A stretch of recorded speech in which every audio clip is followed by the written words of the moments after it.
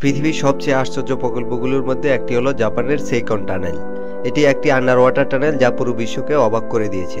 ভাবুন তো, সমুদ্রের তল দিয়ে প্রায় 54 কিলোমিটার লম্বা একটি টানেল জাপানি ইঞ্জিনিয়াররা তৈরি করেছেন। এটি আজও পৃথিবীর এক বড় ধরনের অর্জন। এই টানেলের ধারণা আসে 1955 সালে, যখন জাপানের টয়ামারু নামের ফেরিটি একটি ভয়াবহ টাইফুনের কবলে পড়ে ডুবে যায়। সঙ্গে থাকা 1430 জনের সবাই মারা যায়। তখন জাপান সরকার বুঝতে পারে এর বিকল্প দরকার, আর তখন থেকেই শুরু হয় এই অসম্ভবকে সম্ভব করার গল্প।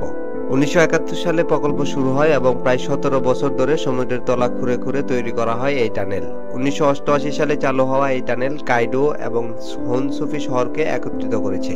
এই টানেলের গভীরতা প্রায় 240 মিটার সমুদ্রের নিচে। দিনে প্রায় 50টি ট্রেন চলাচল করে, যাত্রী এবং মালামাল উভয় বহন করে থাকে। প্রায় 15 মিলিয়ন ঘনমিটার কংক্রিট ব্যবহার করা হয়েছে।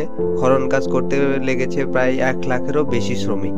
জাপান ভূমিকম্প প্রবণ দেশ, তাই টানেল এমনভাবে ডিজাইন করা হয়েছে যাতে বড় ভূমিকম্পেও কোনো ক্ষয়ক্ষতি না হয়। টানেলের ভিতরে একটি এমার্জেন্সি স্টেশন আছে, যেখানে অক্সিজেন সাপ্লাই এবং নিরাপদ আশ্রয় ব্যবস্থা রয়েছে। টানেল তৈরি করতে খরচ হয়েছে প্রায় $4 বিলিয়ন। প্রথমে সমুদ্রের তলার মাটি এবং পাথরের ধরন বোঝার জন্য বছরের পর বছর গবেষণা করা হয়। তারপর ড্রিল এবং ব্লাস্ট পদ্ধতি ব্যবহার করে সমুদ্রের তলার শক্ত পাথর ফাটানো হয়। প্রায় 3000 টন ডাইনামাইট ব্যবহার করা হয়েছে এই টানেলে।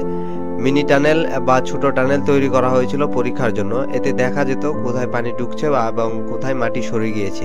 প্রায় 3000 ইঞ্জিনিয়ার বারবার গবেষণা করেছে এটি নিয়ে। 1988 সালে চালু হওয়ার পর এটি পৃথিবীর সবচেয়ে বড় আন্ডার ওয়াটার টানেল হিসেবে পরিচিতি পায়। এই টানেলের দৈর্ঘ্য দিয়ে প্রায় 5000টি 20 তলা বিল্ডিং দাঁড় করানো যেত বলে ধারণা করা হয়। জাপান দেখিয়েছে যা পুরো বিশ্ব করতে পারে না, তারা সেটা সম্ভব করেছে। অন্যদিকে আমাদের দেশে অনেক বেশি বাজেট থাকা সত্ত্বেও ছোট ছোট প্রকল্প পুরোপুরি সম্পন্ন করা সম্ভব হয় না। আর এই কারণে হয়তো আমরা এখনো জাপান বা আমেরিকা থেকে প্রায় 100 বছর পিছিয়ে আছি। ভিডিওটি ভালো লাগলে একটি লাইক করবেন এবং পরবর্তী ভিডিও পেতে সাবস্ক্রাইব করতে পারেন আমার চ্যানেলটি।